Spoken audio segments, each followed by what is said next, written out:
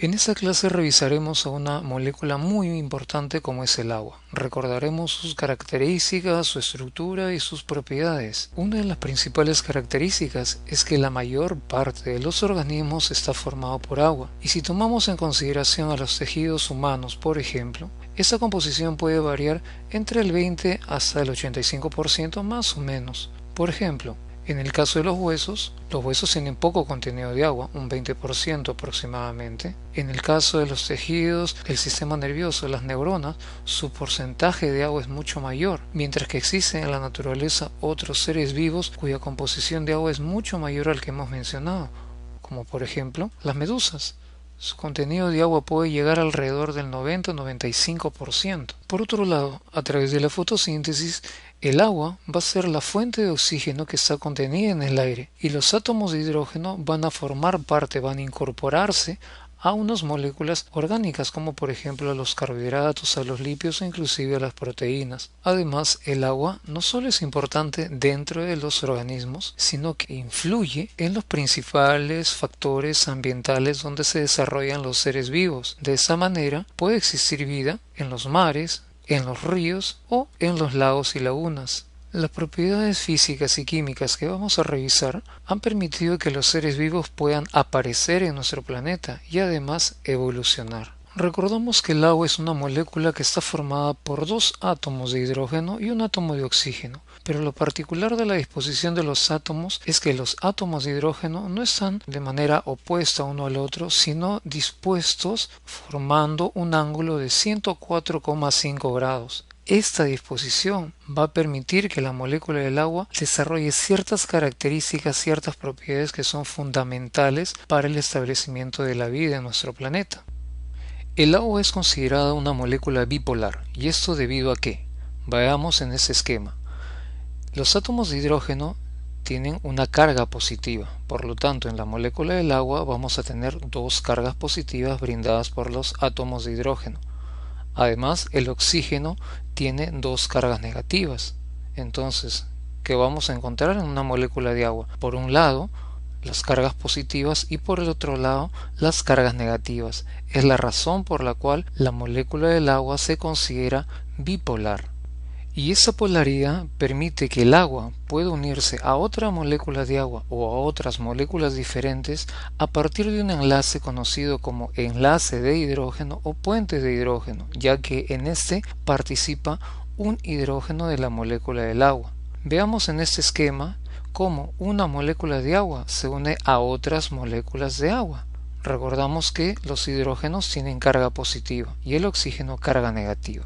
Entonces, en esa molécula central, cada bolita de color rojo corresponde a un átomo de oxígeno, mientras que las de color blanco a los átomos de hidrógeno. Un hidrógeno de una molécula de agua va a unirse al oxígeno de una primera molécula de agua.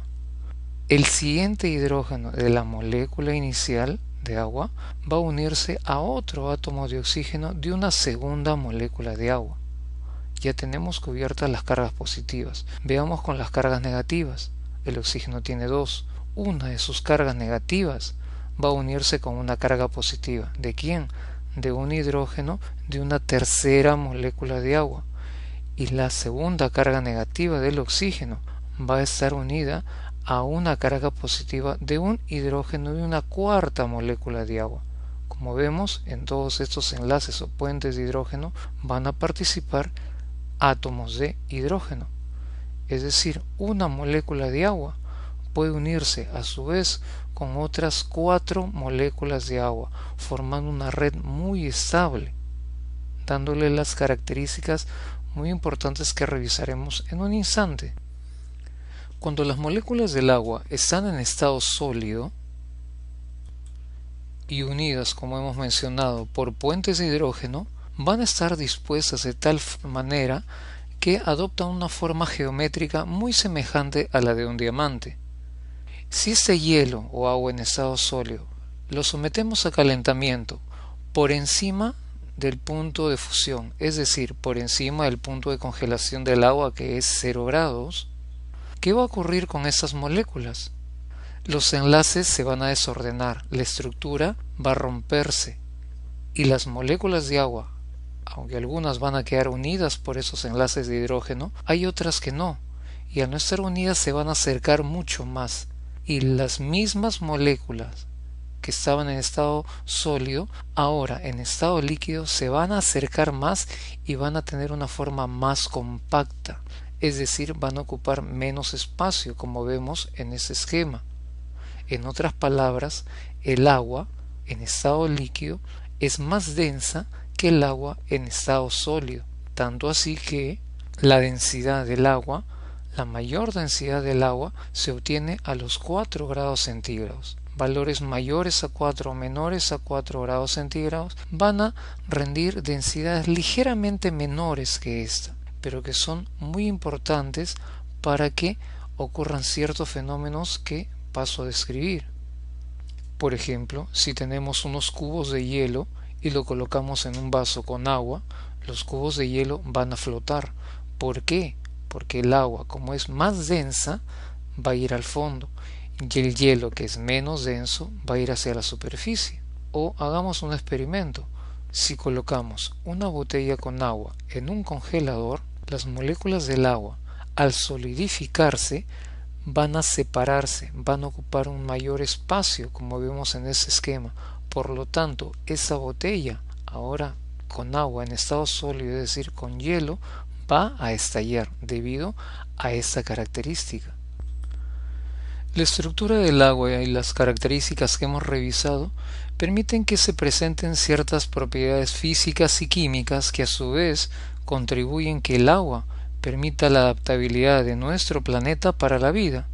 ¿Y cuáles son esas 4 propiedades que vamos a revisar? La cohesión y la adhesión, la regulación de la temperatura, la expansión al congelarse y la versatilidad como solvente. Veamos cada una de ellas para comprender